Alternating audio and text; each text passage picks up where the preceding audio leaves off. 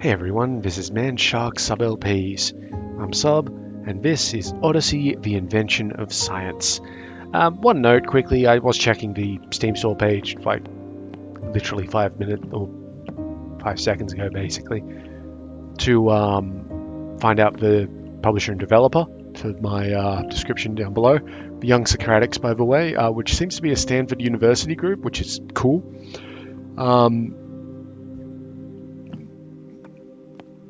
On my games list, it's called The Invention of Science. On the store page, it's called The Story of Science. Yeah. Anyway, we've got some more reading to do, guys.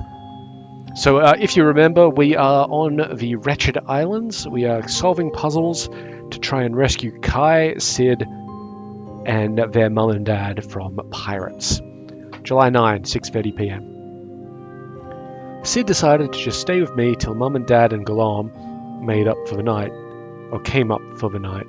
Made up? Where did I get that from? Gulam is their local guide, sort of thing.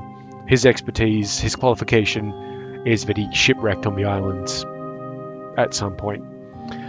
In the last few hours waiting, we were thinking about how we could just build a model that could make solar eclipses. And Sid thought of a way to also make solar and lunar eclipses using the strange army logic cranks on the top floor, ones that open the two exits but never at the same time. So we rigged up a different kind of eclipse maker on the top floor. I made another paper mache sun and moon, and also an earth this time. Sid put the lamp in the center of the room inside the sun sphere, and he hung the earth sphere out on a beam.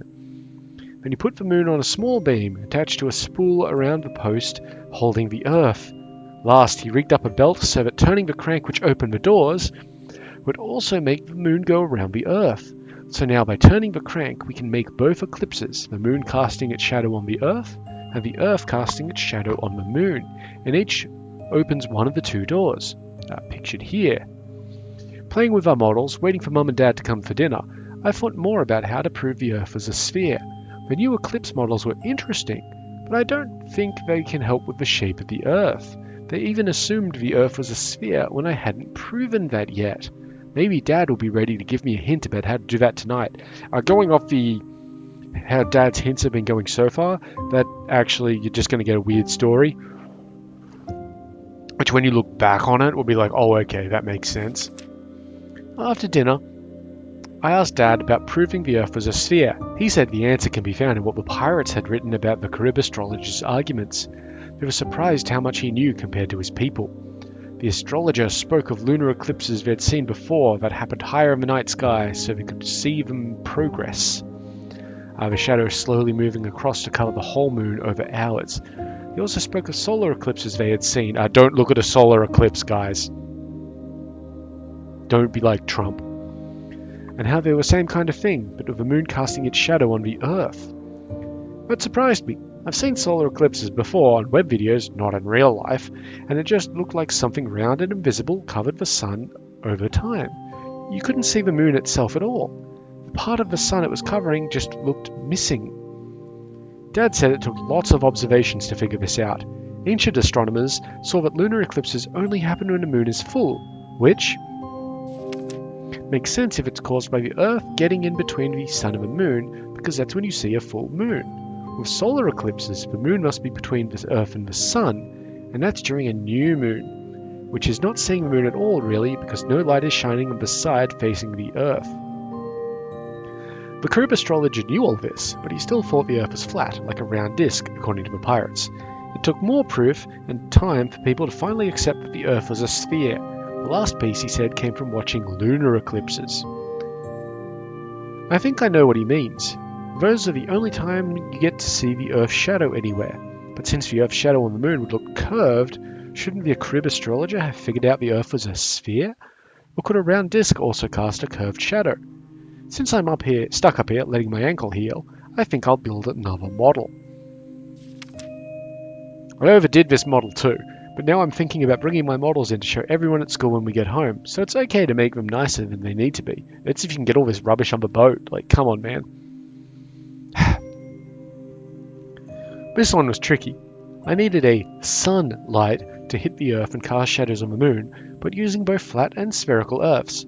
I put together some sliders and a crank. Where are you getting these from? Like, I know you got craft supplies and like junkyard stuff, but like, seriously? To swap the two Earth shapes without moving anything else, to see the different shadows. And don't tell me the army left all this stuff here. With a spherical Earth, no matter how I moved everything, I always saw the same curved shadow on the moon. That makes sense. A ball casts the same shadow from every angle. With a flat Earth, I saw a similar curved shadow when it was facing the moon.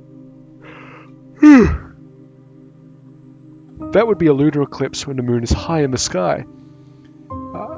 That's why the Carib astrologer could believe in a flat Earth, even though he saw a curved shadow on the moon during a lunar eclipse. If you remember back a couple of pages, they really only observed the lunar eclipse when the moon was high in the sky. But I could turn the flat Earth model sideways to cast a weird shadow stripe on the moon, like how it would be for a lunar eclipse happening when the moon is close to the horizon. Last night Dad said every lunar eclipse has the same curved shadow, whether the moon is near the horizon or high overhead. My model shows that this wouldn't happen if the Earth were flat like a disk. This was definite proof the Earth is a sphere. I showed everyone my model, especially how the flat Earth casts a thin vertical shadow stripe on the moon, proving the Earth can't be flat, or would see lunar eclipses like that sometimes. The Carib astrologer probably didn't work with such models.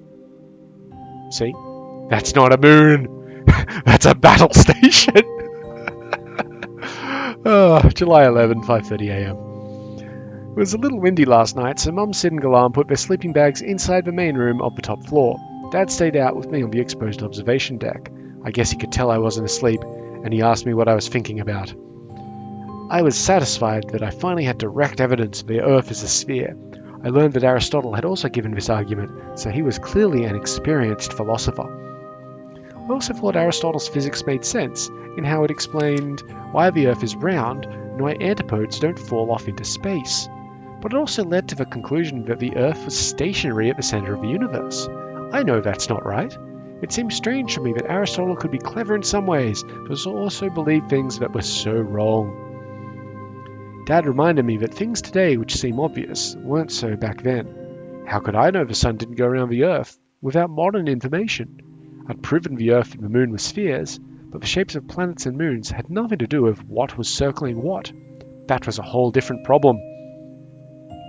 I fell asleep soon after that, and now I'm waiting for everyone else to wake up. Is that the save option, or is that just telling me that we auto-saved? They said we should be able to cross the bridge to the next piece of wretched miner today, as soon as Dad wakes up anyway. I think he's sleeping in this morning because I saw him up again in the night looking out to sea with binoculars. I wish I knew what he was looking for. He's looking for pirates, kid. Alright. So, up we go. Okay. Jeez, I'll tell you what. This kid isn't making models. This kid is making a full-on fucking orrery up here. Okay, I'm not too sure what we have to do. Oh, that's right. It's for 2 doors. So we've got to put it in solar eclipse and lunar eclipse.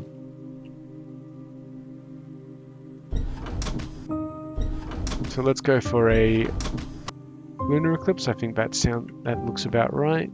Yeah. See, the light's off. Even went to the effort to put like, yeah, I mean, I know she said she went overboard, but like, wow, alright. There's Australia. There's Africa. There's South America. I don't know, I'm not...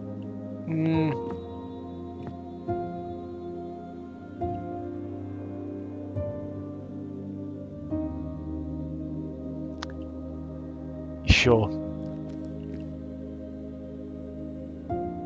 What? Come on, we've got a pretty low-res door here. Alright, so this is our first observation room.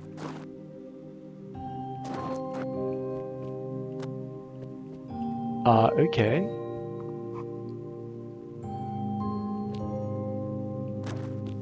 Oh, right, this is the, spherical Earth model. Oh, they still left a cannon here. Cool. What's out here?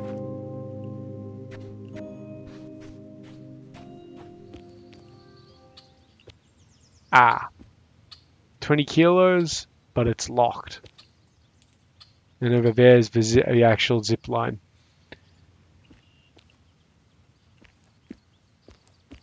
I think, yeah, I see the platform over on that way. So this isn't really a zip, then yeah, there's a pulley up there.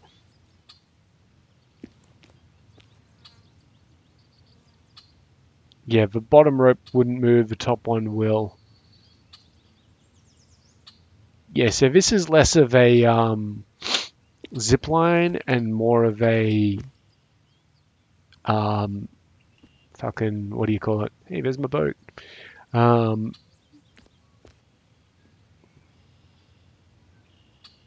ski lift? um, God, I completely blanked on it. That's a pretty useless bunker right there, guys. Alright, so what do we have to do with this rubbish? Okay, so that turns the Earth. And that slides.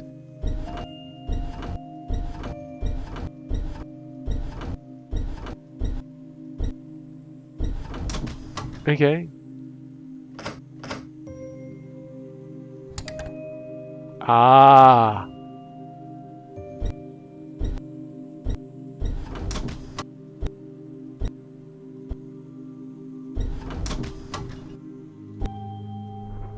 Yep. And there's our key. So now we have another key. Well, that's cool and all, and it'll probably unlock the that one. But let's check this side out. So now we want a... Oh, I'm sorry. We want a solar eclipse.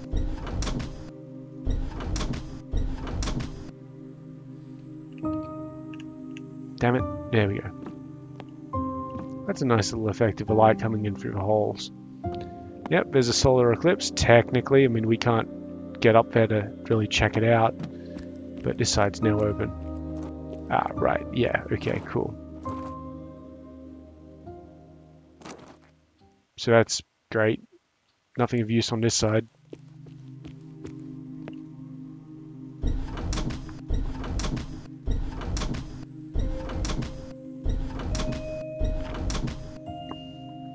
It's a little bit Myst-like, this game. I didn't really play much Myst when I was younger, but, you know, this is cool. Does that do anything? Oh, yeah, it does. It does. It totally does. This is one of the rotating bridges. It'll go underneath that.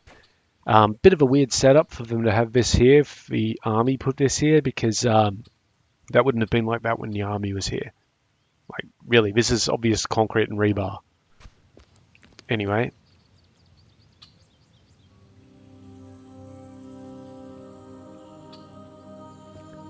Okay, we've got a Chivo.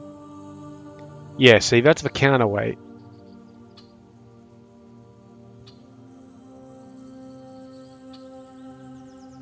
So here's our platform. We get on it. We obviously weigh more than 20 kilos. So it sends the counterweight back up. Now the question is, when we step off this, is it going to return? Yes, it is. So it's a one-way trip.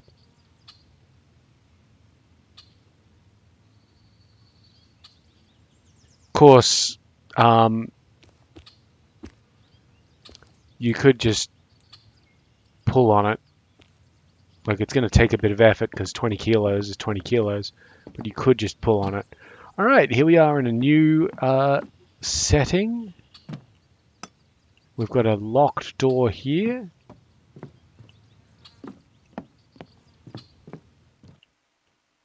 Oh, we're on the other side of a bridge. Okay.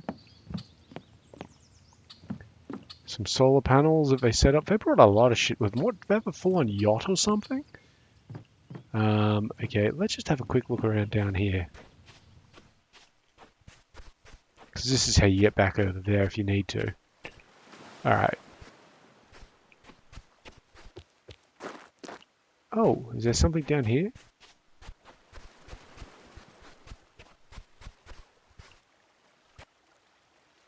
A generator. Is it a generator or a pump? Looks like a pump.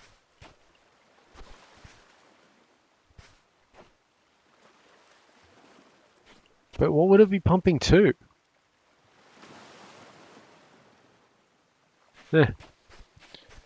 Figure it out later. We've got science to do, bitches.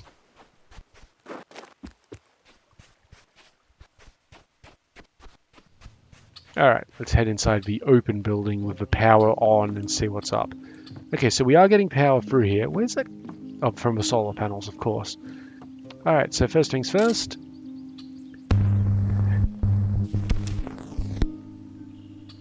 We've got some reading to do.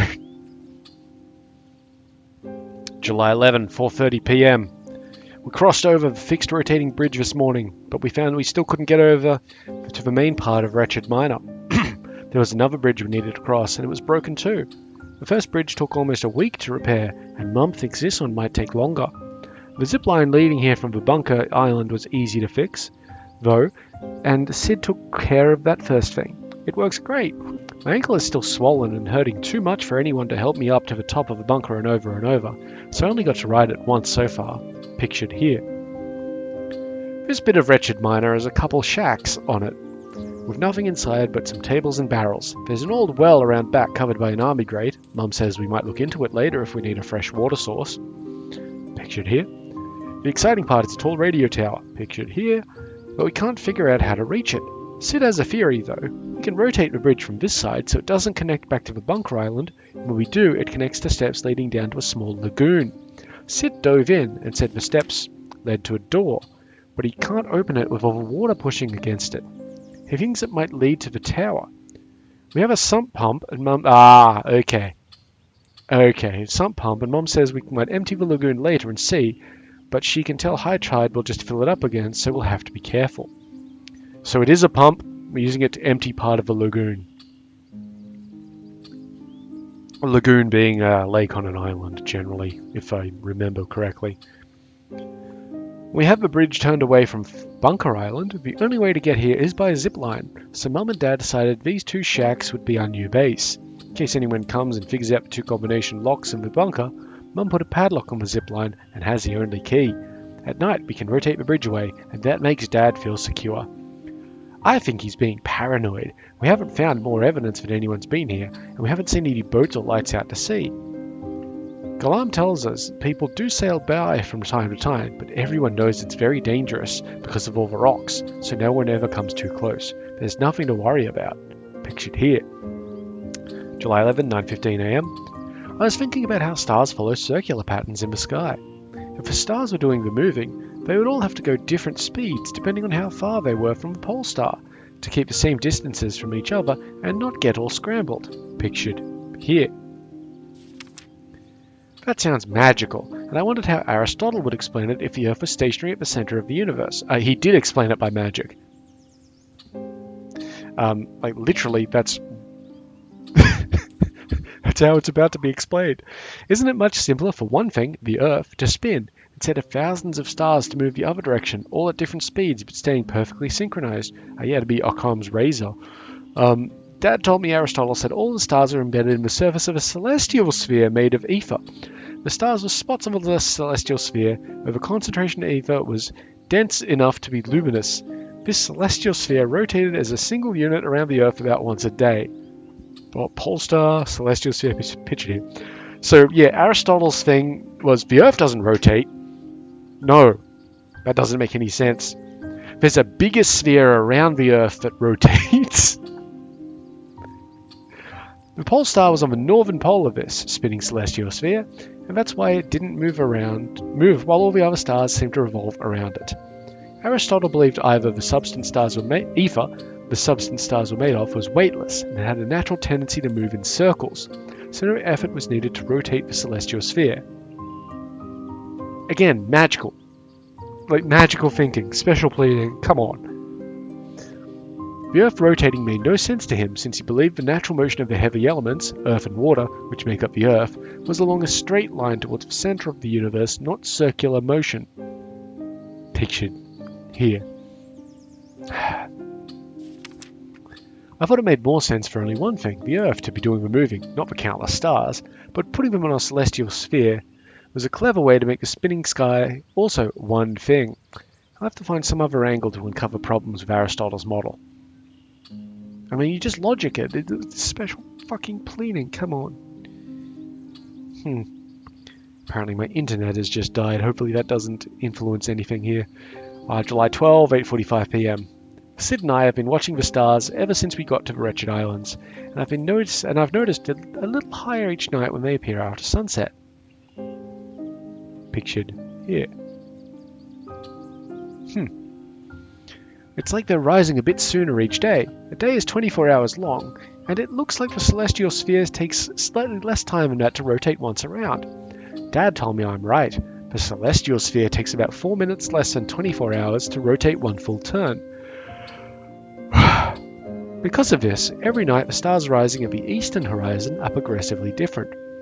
Like, if a star rises immediately after sunset today, then tomorrow when the sun sets, it'll have already risen and be slightly above the horizon. A few weeks later, it'll appear even higher when the sun sets. This means that over the course of months, we see different stars at night. That's why the ancients could tell the seasons by looking at which stars and constellations were visible. Pictured here. The stars rise earlier each day, and Dad says they'll get back to where they started a year from now. It's because of that difference of just under 4 minutes times 365 days equals one whole day.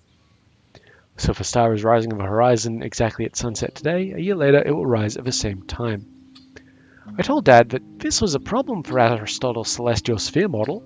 If the sun moved exactly with the stars, we would see the same stars every night, but there's a 4-minute difference. Dad said the ancients knew this, and the sun was given its own separate sphere which rotated slower by about 4 minutes than the starry sphere.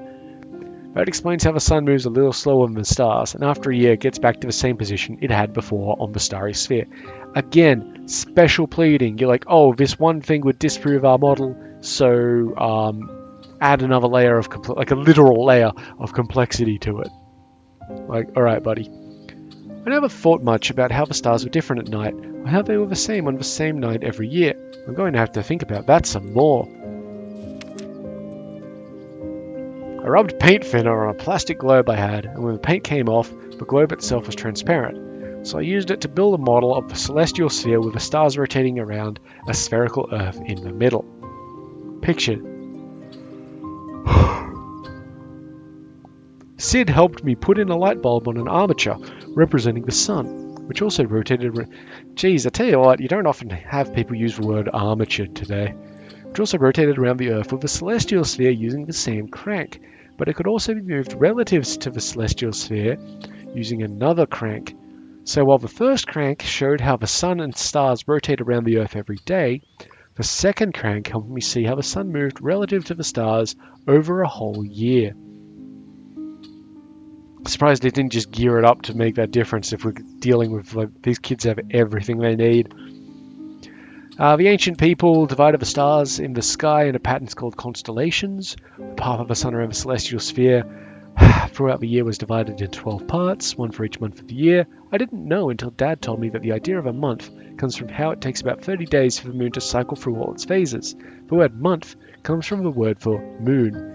I guess, yeah, technically, I mean, if you're going by, like, lunar calendars and stuff like that, the Gregorian calendar is a derivative one where we don't go by phases of the moon, so it's all offset. In each month, the sun passes through a different constellation, and these 12 are called the zodiacal constellations. I prefer zodiacal. You don't find the sun in any arbitrary location on the celestial sphere. It's always within the narrow band of zodiac constellations. Dad also told me the orbit of the sun against the celestial sphere is called the ecliptic. The strange thing is that even the moon and the planets, Mercury, Venus, Mars, Jupiter, and Saturn, and the rest of them, of course, except Pluto, are always found in the band of zodiacal constellations. It's because we're all on that plane, or orbital plane, basically. Every day, the sun appears 1 degree away from its previous location on the celestial sphere. Since it takes a year, close to 360 days, for the sun... Oh man, this kid's already written 83 pages. To come back to the same spot on the celestial sphere, some scientists think this is why the ancients divided a circle into 360 degrees. Otherwise, We might as well have divided a circle into 10 or 100 degrees instead of 360. Kind of? I mean, the thing is, you can divide 360 by a lot, like, it's just easier to divide than 100. Also, nobody worked in decimal back then, so it was fascinating to hear Dad link some of the geometry stuff we take for granted with astrology. Oh, geez. When are these pirates going to rock up? After lunch, Sid had to go back and help Mum and Galam repairing the bridge, so I spent the rest of the day drawing and pasting the zodiacal constellations on my celestial sphere. Sure it has. Excuse me. The celestial sphere is cool, but it seems too complicated. Having the Earth rotate is way simpler than having huge rotating celestial spheres. But how can the Earth rotating explain the differences between the positions of the Sun and stars every day and how they progress until the Sun is back at its original spot among the stars after a year? I can't explain that just having the Earth rotate. I'm pretty sure that's done by having the axis of rotation wobble. I needed another model, this time with the Earth spinning around its axis. But if the Sun doesn't move, and neither do the stars, in order to get the Sun to change position relative to the stars in Earth's sky, either the Sun or the Earth needed to orbit. This time, instead of putting the Earth at the center, I put the Sun at the center and made the Earth travel around it. Sid helped me build a model with gears that moved this Earth around. They've got gears, they could have done a hell of a lot more stuff. Moved the Earth around the Sun, but also spun the Earth around on its axis at the same time. Here's a heliocentric model. It showed that this model would explain the apparent motion of the Sun among the stars. As the Earth moved around the Sun, a line drawn from the Earth through the Sun would hit a slightly different spot on the starry background every day. Yeah, I guess I see where they're getting at there. After one complete revolution of the Earth around the Sun, i.e. a year, that line would hit the same stars again. I'm really hanging out for these pirates to show up. I cut off the bottom of the barrel and attached the model to the middle of the base. Then I drew the zodiac constellations of the inside rim of the barrel so I could see the Sun travel through all 12 zodiacal constellations over a year, as seen from Earth.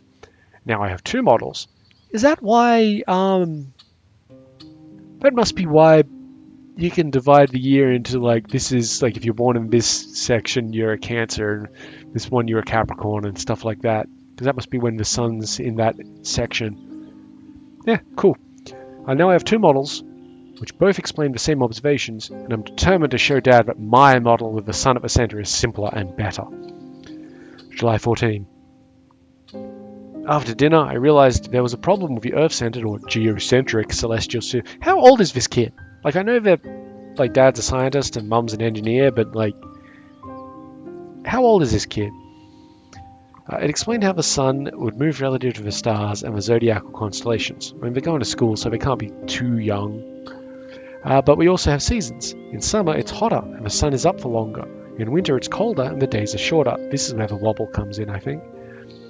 Nothing about the celestial sphere explains why this happens. With a geocentric model, every day of the year is equally long. There's no reason for the temperature or weather to change back and forth throughout the year. When I pointed this out to Dad, he asked me how my sun-centered or heliocentric model explained seasons. He was right. Neither model explained the seasons. I attached a small pen laser beam. What? Why do you have these things? To the sun of each model. And made it always point at the Earth, and I saw that it always landed on the Earth's equator every day of the year, as shown in each of these images. So they've even put in no tilt. Like, come on, you know. You know now. By a stroke of luck, though, while fiddling with my heliocentric model, I bumped the Earth, and it got tilted. It got bad. Reminds me, I've been playing Magic the Gathering Arena, and oh man, I get tilted at that game, something fierce. But it still worked, so it could spin while moving crooked around the Sun. This meant the laser hit different latitudes on the Earth at different times of the year. At one point, when the Earth was tipped most towards the Sun, the light hit its highest latitude in the northern hemisphere. Then, as the Earth orbited the Sun, the laser point moved south, crossed the equator, and when the Earth was on the opposite side of the Sun, tipped most away, the laser hit its lowest latitude in the southern hemisphere. That's a huge sentence. Then it started moving north again, until it got back to its starting point a year later than it started. The places where the sunlight hit most perpendicularly, that's not a word anybody in like that's a, maybe perpendicular in like high school, but like perpendicularly is really, it's complicated, shown by the laser, would be hotter than places where the sunlight hit more at an angle. Dad explained that this was because when sunlight hits at a shallower angle, the same amount of sunlight is spread out over a larger area, so it's cooler. It was hard to understand, so we drew a diagram, and then I understood. For example, this explains the seasons because the angle that the sun hits, a particular latitude on the Earth, is always changing. When the laser hits straightest on a point in the northern hemisphere, it's late spring, summer, or early fall. And when the laser hits somewhere in the southern hemisphere, it's late fall, winter, or early spring in the northern hemisphere. Here's some solstice and equinox examples, I guess. Tonight, Dad told me more about the seasons. The real Earth's axis tilts about 23.5 degrees away from the vertical, and so should my model. That's a pretty significant tilt, like, you know, that's a full,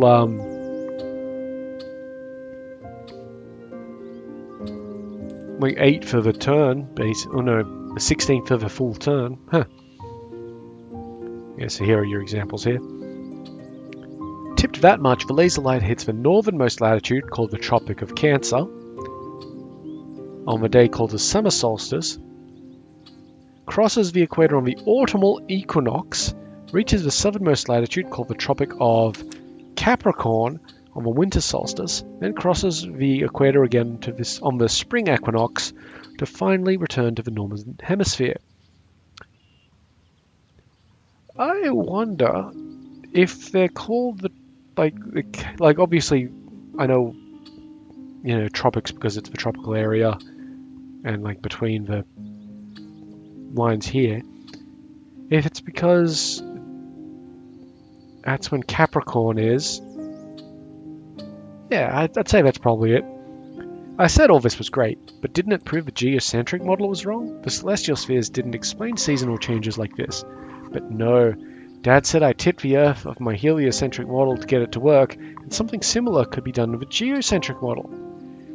If I tilted the Sun's orbit in the celestial sphere by the same angle of 23.5 degrees, instead of keeping it horizontal, it could also explain the seasons.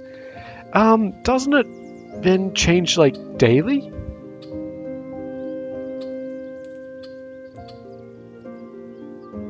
Or like it wouldn't. We'll see.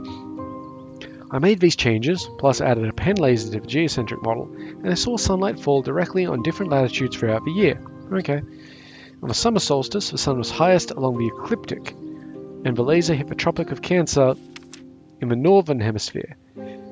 As the sun moved south, the laser crossed the celestial equator on the autumnal equinox, when the laser dot hit Earth's equator. Next, the sun reached its lowest point on the winter solstice, directly over the Tropic of Capricorn. Now, let's just go back real quick. Yeah, that's the same thing. Then it climbed back up the ecliptic and crossed the celestial equator on the spring equinox, when the laser dot hit the Earth's equator. And the sun kept climbing up the ecliptic until it reached its highest point again on the summer solstice. See here. But this is a day, not a year. Right? Like over here on this model, the sun goes around, the Earth turns.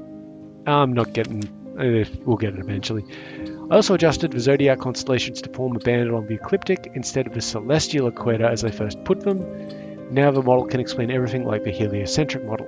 So I haven't proven the heliocentric model is better.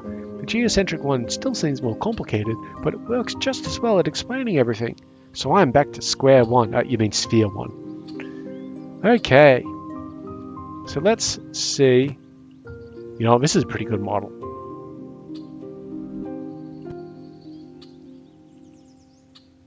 Okay, so what are we trying to observe here? I mean, basically that was saying that these two models will show us the same result when we have them hooked up. And that's what we need. So looking at this, full moon.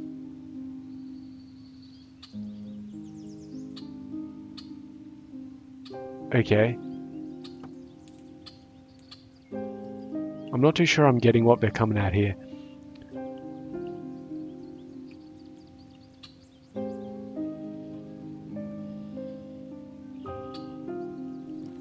I mean, we don't actually have a moon on this model, so that doesn't really make sense there.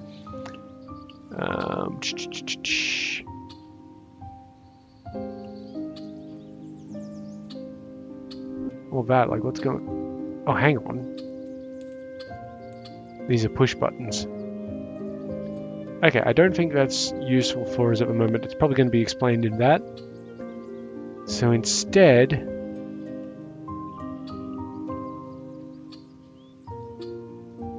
what does that do? Okay, so that tilts the sun. Right, so we have to actually tilt the sun. Okay, that's super cool.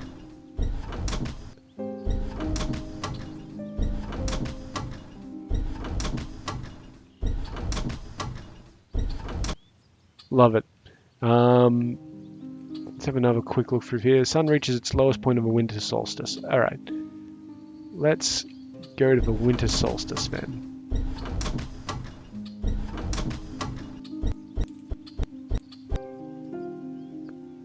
We'll say that's it. And you?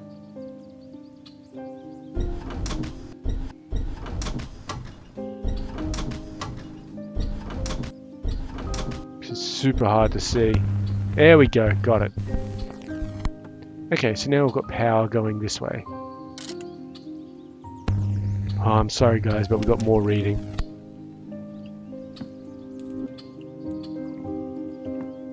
I mean, yeah, you could get this cable and just connect it directly to that one. Or just put it directly into that house. This is... I'm amazed that the pirates didn't get around this shit. Anyway, we've got more things to read. July 15th. I thought that to prove the heliocentric model, I might need to consider things beside the sun and the earth. When I said that, Mum had a surprise for me. She brought Sid's telescope. Sid didn't even know she brought it, so he was excited too. He ran and fetched it from the boat, but setting it up and calibrating it is taking a while. While we were waiting, Mum pointed out the planet Jupiter. Pictured here. To my naked eyes, it just looked like a star, though it's brighter than the brightest star, Sirius. Here. Dad said that for the ancients, the only difference between planets and stars was that stars always kept the same distance from one another, while the planets wandered independently on top of the background stars over weeks and months. He said the word planet comes from the Greek word for wanderer. I asked Dad if this was like how the sun slowly wanders over the background stars of the celestial sphere. He said yes. In fact, the sun itself was considered to be a planet, and so was the moon. It was the Earth that wasn't a planet. So the ancients thought there were a total of 7 planets: the Sun, the Moon, Mercury, Venus, Mars, Jupiter, and Saturn, since they all wander over the background stars. I asked about Uranus and Neptune, but Dad made a joke about Venus. But Dad said they can't be seen without a telescope, and so the ancients didn't know about them. I guess that each of the 7 planets had to have their own celestial spheres to be able to wander separately. Dad said yes. I could think of Aristotle's cosmos as nested spheres, like the layers of an onion. Like ogres. Starting at the center of the universe, the terrestrial realm was made of spheres of earth, water, air, and fire. Then the celestial realm above was made of the spheres for the Moon, Mercury, Venus, the Sun, Mars, Jupiter, and Saturn in that order. It seems like it's taking Sid a long time to set up his telescope, but I think he's almost done. Oh, I was hoping for pirates. God damn it. Excuse me. Drinking a Diet Coke to stay awake here. The first thing we looked at through the telescope is the Crescent Moon. It was huge and amazing. I could see so much detail. Dad said Aristotle thought the moon was a perfectly smooth sphere. Magnified with the telescope, I could see that it's not. The moon's surface has mountains and valleys. It's not perfectly flat and smooth at all. Mum asked how I could be sure that's what I was seeing, and I told her to look at the boundary between the light and dark parts of the moon. If the moon was a sphere with no bumps, the dark edge would be smooth, but the real moon shadow was jaggy. There were also dark patches in the lit region, showing that light wasn't getting there. These were probably valleys or craters, and there were some bright spots in the dark part. It's probably where the sun hit only the tops of mountain peaks, but not the bases, because the moon horizon blocks sunlight from hitting the bases of those mountains. This was like when Dad showed me how the mountaintops of the wretched islands could be seen before the bases, because they were blocked by the Earth's horizon. So I could now at least claim that Aristotle was wrong. Suck it, Aristotle. As far as the moon's surface was concerned, it wasn't a perfectly smooth sphere. It seemed to be made of earthy matter. This doesn't prove the heliocentric model is better than the geocentric one, but at least I finally made a tiny hole in Aristotle's worldview. What a hole in the ether. Maybe if I keep finding flaws, one of them will prove my case. Did we seriously skip over July 16? God damn it. I guess I don't get a birthday in this kid's diary. July 17. At lunch, Mum looked at my ankle and said it's healed enough for me to get back to work helping repair the bridge to the largest section of wretched minor. Typical civil engineer here. She'll be right. Get back to it. Dad's still working on Bunker Island, examining and cataloguing everything he can find, but he comes down for meals with the rest of us. This time, Galam came down with him, and I asked what he was doing up there. He said Dad saw a boat out to sea and was asking him about it, but it was just a fishing boat. I glanced at Dad, and the look on his face told me he's not so sure. Yes. Let's see. Then Dad asked Mum about solar filters for the telescope so we could look at the sun. I think he was just trying to change the subject, but I also really wanted to be able to look at the sun. Galam dropped his sandwich, pictured here, when he heard that. He works hard and seems nice, but he doesn't talk much, except this time when he suddenly had a lot to say about how you can never look at the sun, especially not through a telescope. It could blind you. When Dad could get a word in edgewise, he told Galam that we have special filters that make it possible to look at the sun without hurting your eyes. Galam didn't say more about it, but he also wouldn't look at the sun through the lens once Sid installed the filters. Galam's smart. Except he fucking shipwrecked here. I didn't expect to see anything but bright light, but I was wrong. The sun had these irregular shaped dark spots on it, pictured here. Dad asked me how I knew the spots were of a sun, not of a telescope. Excuse me. Or whether the spots could be small planets or asteroids moving in front of the sun. The first thing I did was move the telescope a bit. The spots stayed in the same places on the sun, so they weren't on the lenses. But how could I tell if the spots were on the surface of the sun or not? If they were planets or something else floating in space, I guess I just have to wait for them to move and see what happens. July 21. Where are these pirates? These people have been here for like a month. It's been 4 days since I last wrote. We've been so busy with the bridge all day long, it sometimes feels like we're building a bridge, not fixing one. I mean, yeah. Mum says we've got days more work still left. Ugh, it's exhausting. But every day at lunch I've been looking at the sun, sketching where the spots are, and I think I know what's going on now. After the first 2 days, I saw the spots had moved across the sun in the same direction. Pardon me. That means if they're on the surface, the sun must be rotating. But I still couldn't be sure they were actually on the sun. I needed to wait until one got to the edge and see what happened next. Then today, one spot near the edge vanished. It didn't keep going into space, and the closer it got to the edge of the sun, the skinnier it looked. Just like how a spot on a sphere gets thinner, until it disappears around to the other side. That means the spot was on the sun. I also saw a brand new sunspot appear between two old ones. It didn't drift in from somewhere else. It got created and then grew bigger over time. One of the other big spots shrunk too before it got close to the edge. So it looks like the sun is a sphere. It rotates, the sunspots are on the surface, and they are born and grow and shrink and disappear over time. Pictured here. Dad said that according to Aristotle, everything in the celestial spheres is made of ether and must be perfectly smooth and never change. I proved the moon was bumpy, and now I've shown that the sun changes over time. The sunspots are always on the sun itself, and they look to be imperfections on the sun that appear and then later disappear. I don't know what they are, but they show that the sun is not eternally unchanging. Dad agreed that I'd made another hole in Aristotle's view. Suck it, ancient Greeks! But it still didn't prove that geocentrism was wrong, or that heliocentrism was the real description of the universe. But I bet I can find more flaws of Aristotle's model and finally discover the one that disproves it once and for all. Sid joked at dinner about how long it's taken me to disprove the primitive ideas of a guy over 2,000 years old. Dad told him he needs to remember that Aristotle was considered the scientific authority of the Western world for most of that time. And a few hundred years after Aristotle, still nearly 2,000 years ago, an astronomer named Ptolemy used Aristotle's physics to refine his own geocentric model of the universe. Dad said Ptolemy's new model was so accurate that planetariums still use it today to calculate the positions of planets and stars for their shows. Ptolemy wrote a work called Almagest, pictured here. Wait, he's got the same beard that Aristotle did. He's just wearing a cap. Outlining his geocentric model, and it became the standard textbook in astronomy for almost 1,500 years. Then in the 16th century, an amateur astronomer named Copernicus, pictured here, you can tell he's shifty because he doesn't have a beard, published a heliocentric model of the universe, and this sparked off a fierce debate in Europe over which model was true.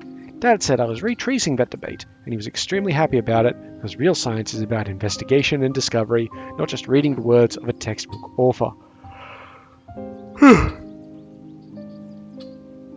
Dad said Copernicus put the sun at the center of the universe, an increasing order of distance of the planets Mercury, Venus, Earth, Mars, Jupiter, Saturn, and finally the starry sphere. The moon was the odd one. It circled the Earth, while all other heavenly bodies circled the sun. The Earth rotated around its axis once a day, pictured here by the way is the Earth geocentric model, and also revolved around the sun once a year, just like the model I had built. Dad said that even though I think Copernicus' model is simpler, people during his time felt Ptolemy's geocentric model was more satisfying. In Ptolemy's model, everything went around the Earth, while in Copernicus' model, most things went around the sun, but not the moon, which instead ran around the Earth, while the Earth travelled around the sun. This didn't seem elegant at all, and it was one of the reasons few people accepted Copernicus' model at the time.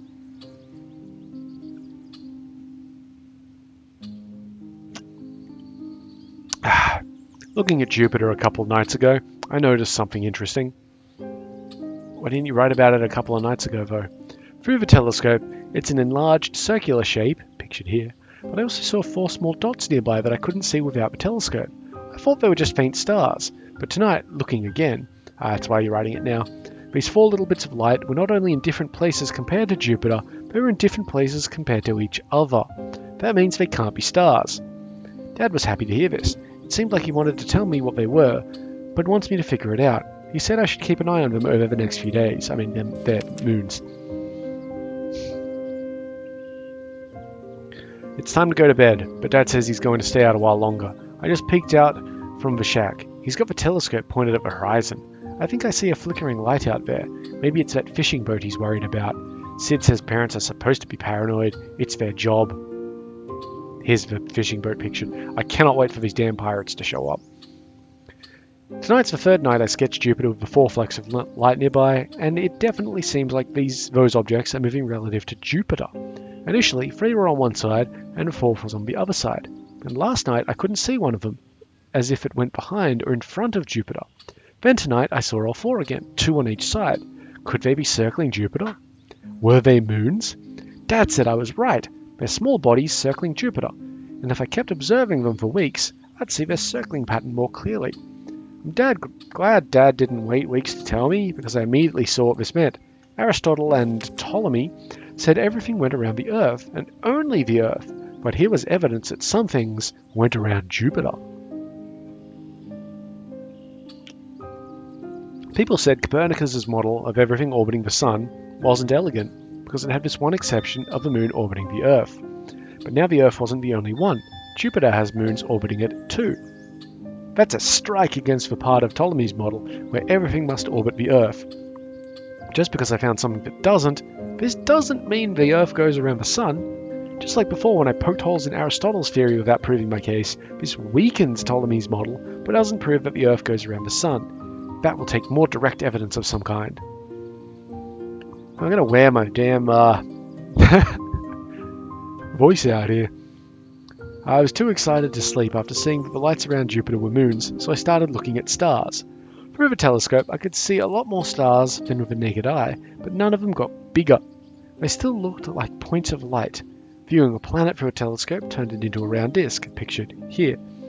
But stars still look like stars and didn't get bigger, pictured here. It seems like stars must be really, really far away for them not to be magnified into clear objects, even with a telescope. Dad said yes, every star is so far away that it's like its light is coming from a single point in space, and when that light enters Earth's atmosphere, the air scatters it a little. That scattering changes from moment to moment, since the air is always moving. So one instant the light reaches my eye, the next instant it might not, then it does again, and so on. This super fast flickering changes the Earth's brightness all the time, and that's why stars appear to twinkle. I thought the air looked too clear to affect light that much. Dad took me to a small lagoon at the bottom of the stairs, one blocking the old army door that's underwater, hint hint. The water looked still and clear, but when he held an LED light under it, even just a couple of feet of water made the light shimmer. Dad said air doesn't scatter light as much as water does, but there's a lot more air, many kilometers of it, between us and the stars. For a planet like Jupiter, it looks like a disk through a telescope, not a point. Hang on.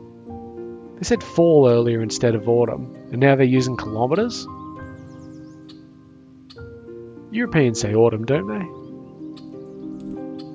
I'm pretty sure these are Americans. I mean, science brains, so kilometers better to use. For a planet like Jupiter, it looks like a disk through a telescope, not a point, because it's a lot closer.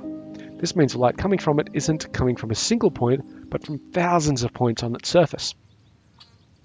Each of those points might get scattered away by the air and not be visible at any moment, but on average, there will always be hundreds of points whose light rays get through. This is why planets don't twinkle in the same way stars do.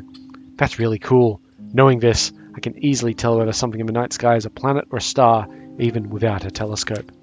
Holy shit, kid, is there more of this? Yep, there is. Alright, we're going to read through this, do the next puzzle, and then that'll be the end of the episode. Thinking about everything that I've seen through Sid's telescope, I told Dad at breakfast that the evidence clearly supported Copernicus and refuted Aristotle and Ptolemy. 1. The moon is not a smooth, perfect sphere. It has mountains and valleys, pictured here. The sun is not eternal and unchanging. It has spots on it that appear and disappear, pictured here. Ptolemy said everything orbited the Earth only, but Jupiter has moons orbiting it, pictured here. Dad told me he had another argument in favor of Aristotle and Ptolemy. If the Earth goes around the Sun, then over a time span of 6 months, Earth would move a huge distance, and the position of stars would change with respect to each other. To explain, he walked a few steps away and told me to hold my finger and thumb apart, so it looked like I was about to squeeze him. Pictured here and here. He said the space between my thumb and finger is the apparent distance between his two arms. Then he said to walk towards him without changing the distance between my fingers. When I did... Excuse me. He got bigger than my finger measurement, of course. He said this happens because the closer something is, the bigger the angle it covers gets, from your viewpoint. That's called parallax. Using the same logic, if we moved huge distances around the Sun, we'd get closer to and farther from stars, making them appear to move closer and farther apart from each other. But the apparent distances between stars was never seen to change, so people believed Earth must be stationary. And yeah, they're about to go into the bit about the distance that the Earth moves is nowhere near the distance between stars, so if you're just looking at triangles of it, it's still ridiculous. I told Dad this wasn't fair. The stars must be really far away not to get magnified into disks when seen through a telescope, and if they're that far away, the Earth's orbit around the Sun is tiny. compared to the distance to the stars, so he wouldn't see any changes in the separation between the stars. It doesn't prove Earth is stationary. Dad said this is exactly how supporters of Copernicus defended his model, but supporters of Ptolemy said it was a cop-out. Yeah, Copernicus out. I don't agree, but I guess I see how the absence of parallax doesn't prove Ptolemy's model is right, but doesn't prove it wrong either. I have more work to do. Okay, so how can we figure this one out?